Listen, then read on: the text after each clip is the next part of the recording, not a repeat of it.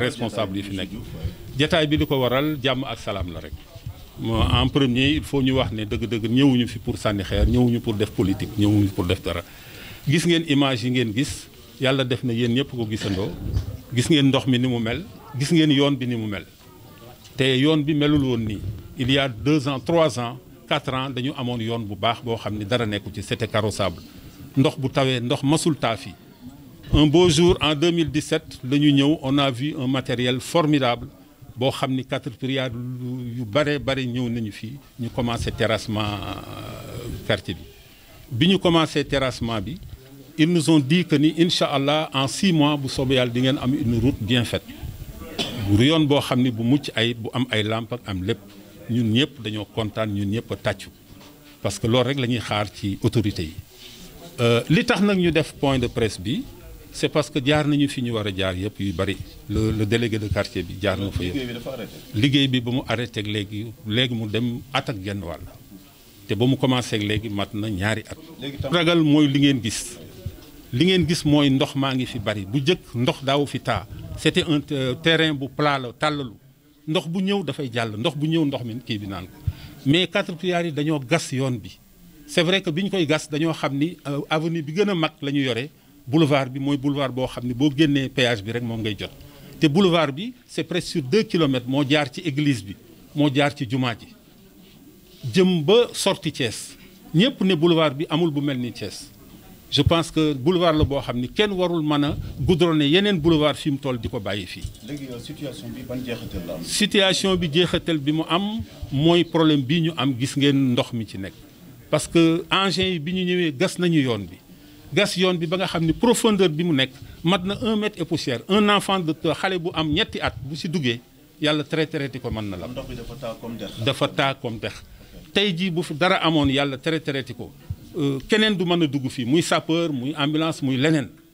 suñu imaam yi ñu ngi fii suñu doom yi ñu ngi fii ñii seen tànk xaw naa metti fii rëq na fi ñii tarxiis nañ fi ñii bu ñu jógatee pour julli ji njël mënuñu ko julli. suñu mbokk jàngukat yi muy église bi bu ñuy dem même pour seen affaire funérailles et consorts mënuñu ko seen kii beeg yooyu mais si sax bu ñuy dem oto yi duñu mën a dugg foofu mais mbir gu yaram bu baax parce que guddi duñu nelaw yooyaa ngi fi te si biir am na fi ay rabu àll yoo xam ay serpent ak lépp a ngi ci kenn du génn guddi te ñun dañoo nekk ci diggu Thiès ndax gisante nga kilifa yi ñu dégg Thiès kilifa yi dem nañu gisante ak ñoom le délégué de quartier bi du def dara te yëgoowu ci ak kilifa yi lii sax avant ñu koy def dem nañu gis maire suñu maire Thiès Ouest bërki démb ba moom ba ñu ko waxee mu ni dëgg-dëgg wax nañu ni mu demee yëpp ne on est totalement en phase avec vous bon bi ñu demee wax ko it gis nañu le maire Talla Sylla le délégué de quartier gis na ko te loolu pour bañoon lii am c'était depuis le mois de juin la ñu dem gis ko bi yàlla defee ñu dem gis Talla Sylla wax ko ne ko yoon bi nii mu mel dagg nañ ko bàyyi ko te yaakaar nañ ni bu tawee boobu moytul dinañu am fii géej. lu mu leen tontu. ah li mu ñu tontu je pense que délégué ngi nii waxul dara. kenn waxul dara. Promoville projet état la. bon Promoville projet état yi mais ñun ci en tant si comme riverain la ñu ñun Promoville ak Ageroute c'est ñaari ay jeu de mots la yoo xam ne bëgguñu cee dugg ñun li ñu xam on est des citoyens yoo xam ne paisible parce que quartier bi ñëpp responsable ñu responsable rek a fi nekk. je pense que ni ñu calmer du ñu dugg ci dara loolu moo tax sa xaj na nit ñi foog ni ñun du ñu def dara te lu nekk dañ ko fiy jëlee yóbbu ko. assainissement bi démarré woon ko nen dañ koy andi ba fii 10e la yam ñu jël ko yóbbuwaat ko feneen. affaire cimetière ñu ngi koy loolu sax am na keneen dina ci wax waaye ngeen xam ni rek loolu lépp dañ ko toog di ko muñ noor bi bu jotee suñu kër yi fi mu toll kenn mënatul sa néeg doo ci mën a dugg ndax poussière suñu doom yi sëqat nañu li ñuy xaar ci jamono ji moo ñu jóg ci yoon bi parce que nag li ma leen wax yépp dafa weesu te terewul juróom benn weer ci gannaaw dañoo gis ñu sëxatandoo ay juróomi yoon ba fukki yoon yoo xam ne ñu ngi Cees defar leen ba fii mu toll ñu ngi koy lal goudron te ñun ba ñu daggee suñu yoon bi ak léegi mat na 1 an et demi waaw 3 ans ñun nag ñuy laaj ndax peut-être citoyen normal lañu comme ñooñu am déet ou bien ñooñu dañoo am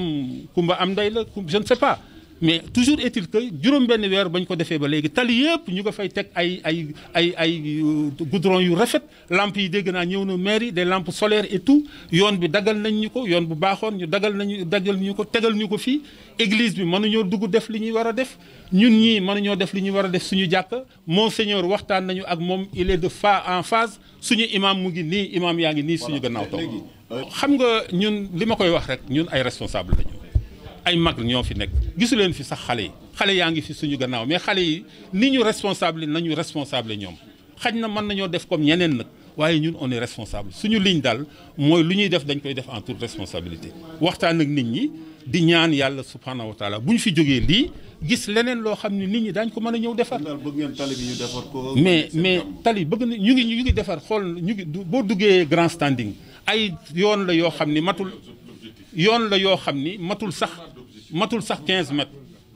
sax 15 mètres te yoon yooyu defar nañ ko en 6 mois ñu ngi koy goudronné dafa mel ni finalement sax nit ñi dañuy ñaawal xam nga xool leen rek loolu fii avenue la boo xam ni mat na 30 mètres de largeur nekk 2 kilomètres yoo xam ni jaar église impacté ci église bi impacté aussi ci suñu mosquée. mbott yi du ñu nelaw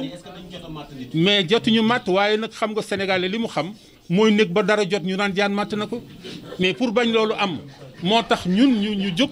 waxatoo nit ñi nii te loolu rek moo tax ñu jóg pour ngeen xam ko pour nit ñi xam ni jóguñu pour def leneen ak leneen mais lii ñu def ton bi mu am ñëpp xam nañ ko gis nga fii nord bi li ñuy gën a sonnal oto yi ñuy wax allo Dakar yëpp fii la ñuy jaar parce que yoon bi moo gën a direct gis nga yoon bii ñu defar actuellement di ko goudronné di ngeen xool embouteillage yi muy ko yoon bi dafa direct dafa large to nord bu amee fi la oto yëpp di jaar bus yi fi la ñuy jaar oto yi fi la ñuy jaar waa Saint-Louis yi fi ñuy di jaar yoon bi yëpp yoon bi moo leen gënal bu nord bi jotee buñ ko defarul oto allo taxi Dakar yi ñu ngi dàqante ak commissariat fii de police kenn du am jàmm parce que commissariat aussi dañ fay nekk pour aar nit ñi te bu ñu gisee loo xam ni aussi du jaadu il faut ñuy dàqante ak oto yi parce que oto yi li ñuy def du yoon. merci Ndeye Ngone Ndoye asalaamaaleykum wa rahmatullah maa ngi leen di nuyu di leen ziar ñu di leen di dalal jàmm ñun nag comme ni ko Malick waxee rek xëy na lii c'est venu à son heure ndax dañu sonn surtout ñun mère de famille yi dañoo sonn parce que fii koñ bii li fi jigéen di jànkonteel dafa bari Mbour 3 li fi jigéen di jànkonteel dafa bari fii ba ca ginnaaw église ba jigéen ñi fajar la ñoo jóg di dem marché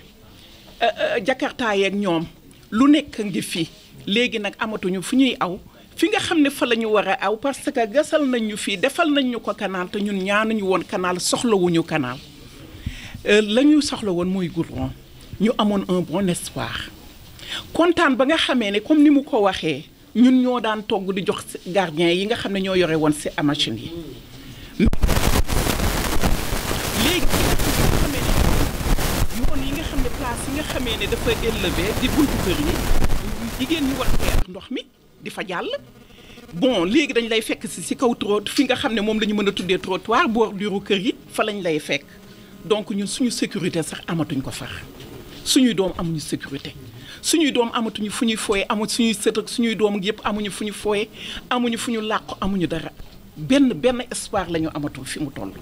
amoon nañu nag espoir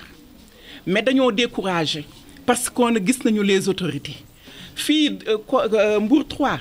ay intellectuels ñoo fi nekk Mbour 3 ñoo xamee ne dañu xam seeni devoir vis-à-vis de l'État mais dañu xam seeni droit vis-à-vis de l'État Mbour 3 bii ñun ay citoyens lañu complet nag on fait partie de l'État gis nañu le maire Talla Sylla la gisuñu ko sax ba ñu demee on a vu ses représentants à savoir monsieur Carles Aïdara ak Touré ñu toog wax recevoir ñu poliment waxanteeg ñun li ñuy wax dañuy wax Promoville ak État AGEROUTE mais loolu ñun on ne comprend pas li ñu comprendre mooy nous sommes des citoyens Banque mondiale bu fekkee ne moo financé yeneen artères yi État moo ko avalisé aucune banque au monde mënul nekk dans un pays di fa liggéey te État avalisé wu ko mook État ba ñooy bokk li ñuy liggéey donc su banque mënee ñu ne banque ñoo géré yooyu liggéey ko c'est la faute de l'État parce que État moo leen jox droit bu ñu mën a liggéeyee yoolu ba nag lii nga xam ne moom la ñu jëkkee woon État ba la muy cautionné banque mondiale muy liggéey yeneen route bii la waroon a liggéey je ne sais pas ndax dañ leen a war a auditer wala war en tout cas yoon yi ñu wax ne moom la ñu gérer yooyu yoon pare nañu contrairement ak yoon yi nga xamee ne dañ ne état moo ko gérer mënul pare dans quel pays nous sommes parce que état tey jii lii moom moo ko waroon a defar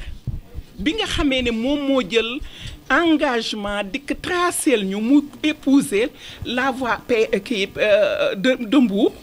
jóge fa war a génn ca sortie ba mu nekk benn voie boo xamee ne comme monsieur Diouf l'a dit une voie unique à Thiès mais malheureusement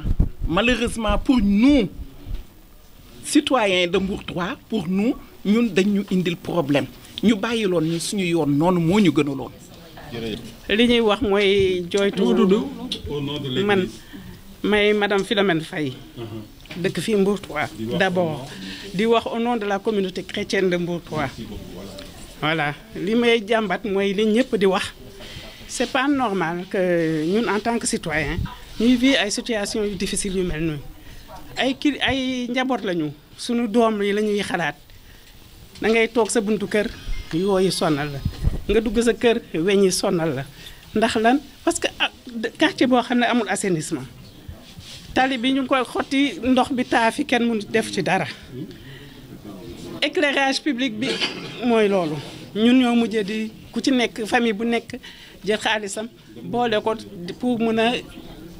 saytu suñu bopp nous sommes des administrateurs yi nekk fii war nañu xalaat ne ñun ay njaboot ay sénégalais lañ dañu war a mettre dans de bonnes conditions. infrastructure yi ñu war a li dëkkuwaay war a soxla la ñuy laajte moom la ñuy exiger sax laay wax ndaxte vraiment am na yoo xam ne dafa metti bu ñuy dem jàngu bi bu ñuy dem église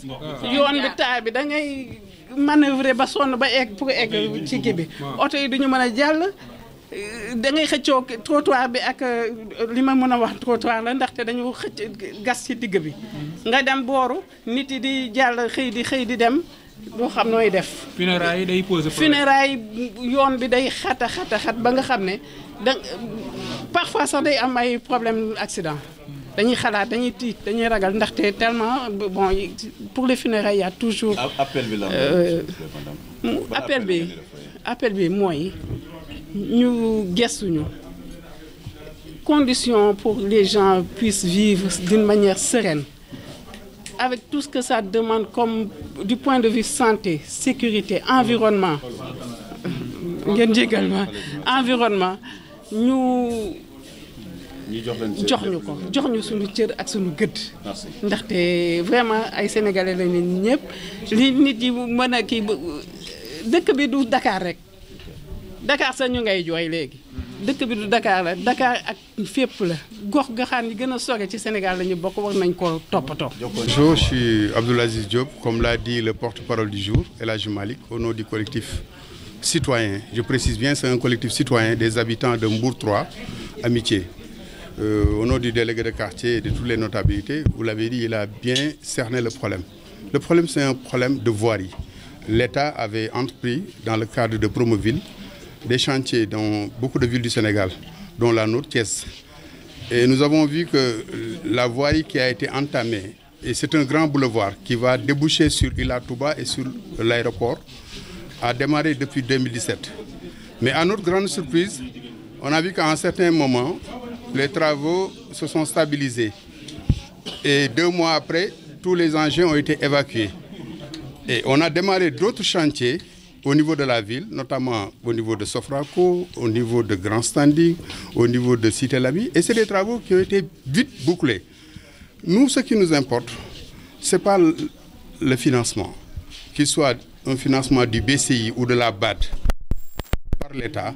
que les collectivités locales ne peuvent pas assumer. Et c'est un paquet de services. Parce qu'au-delà de la voirie, nous avions demandé aussi qu'il y ait un programme d'assainissement, qu'il y ait aussi un programme d'éclairage public. Parce que vous le savez que Mbour 3 est dans une zone qui n'est pas du tout sécurisée. C'est à côté de la forêt classée, c'est à côté de Mbour 4. Et ce sont les citoyens eux-mêmes qui se sont constitués au niveau du collectif pour faire des souscriptions volontaires qui se sont substitués à l'État et aux collectivités territoriales pour assurer l'éclairage public. Aujourd'hui, c'est le quartier, c'est les citoyens qui se prennent en charge. L'autre élément, Mbour 3 est un symbole de notre patrimoine immatériel. C'est ici qu'on voit cohabiter face à face l'église et la mosquée. Et cette cohabitation pacifique entre les communautés chrétiennes et musulmanes nous a poussé à demander, à faire un plaidoyer auprès des autorités dans le cadre de la forêt classée qui était prévu, il était prévu qu'on la déclassifie, qu'on puisse aménager deux cimetières mitoyens ou deux cimetières même séparés,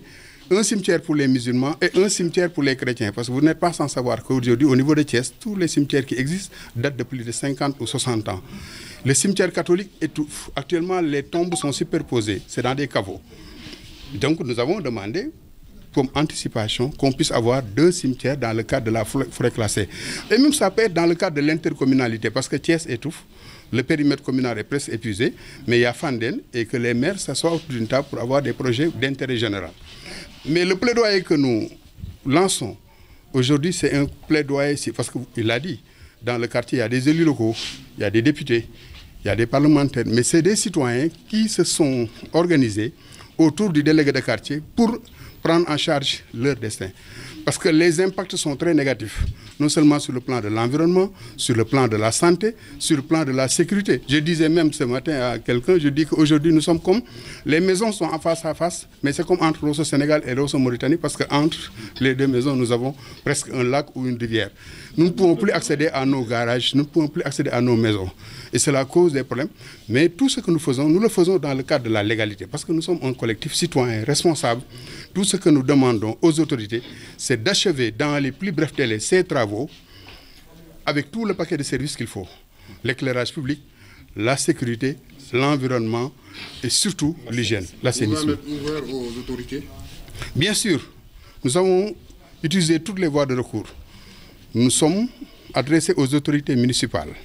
aux autorités administratives, même aux autorités techniques. Le responsable de la GITIP,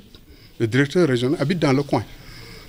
Le vice-président de l'Assemblée nationale habite dans le coin. Le premier vice-président du conseil départemental. Mais pour montrer le caractère citoyen de ce collectif ou le caractère citoyen de ce plaidoyer, nous n'avons pas voulu mêler les politiques à cette problématique que vit Mbour 3. Et nous ne sommes pas encore des demeurés. Nous le disons encore à haute et intelligible voix. Vous vous rappelez bien en 2016, quand le Premier ministre est venu avec le forage. Il y avait des problèmes d'eau. Parce que Mbour 3 vit un paradoxe. Nous n'avons jamais eu des problèmes d'eau, d'inondation. Mais nous avons eu toujours des problèmes d'alimentation en eau potable pendant 10 ans. Maintenant, quand nous vivons les deux situations, l'eau vient par intermittence, l'eau potable, et nous vivons des inondations, là c'est le calvaire. C'est pourquoi nous sommes levés comme un seul homme pour dire halte à toutes ces dérives, pour interpeller les autorités. Maintenant, tout ce que nous aurons à faire, nous le ferons dans le cadre de la responsabilité, dans le cadre de la légalité. Mais encore une fois de plus, nous voulons que ces travaux ne soient pas confinés à un agenda électoral. Parce que nous l'avons vu en 2016, le château d'eau a été inauguré durant le référendum. Mais après, ça n'a pas servi à grand-chose. Parce que nous sommes servis à partir de l'ALG, le lac de guerre. Nous ne voulons pas aussi qu'on attende la proximité des élections locales pour terminer ces chantiers. Nous voulons, dans les plus brefs délais, c'est une urgence même, ce n'est pas une priorité, que ces travaux soient achevés. Maintenant, les citoyens continueront à s'organiser pour accompagner aussi. On sait que l'État ne peut pas tout faire. Les collectivités locales aussi, il n'y a pas de concomitance de moyens, mais nous continuerons à assurer notre rôle de citoyen en faisant notre devoir, mais aussi en exigeant nos droits. Merci.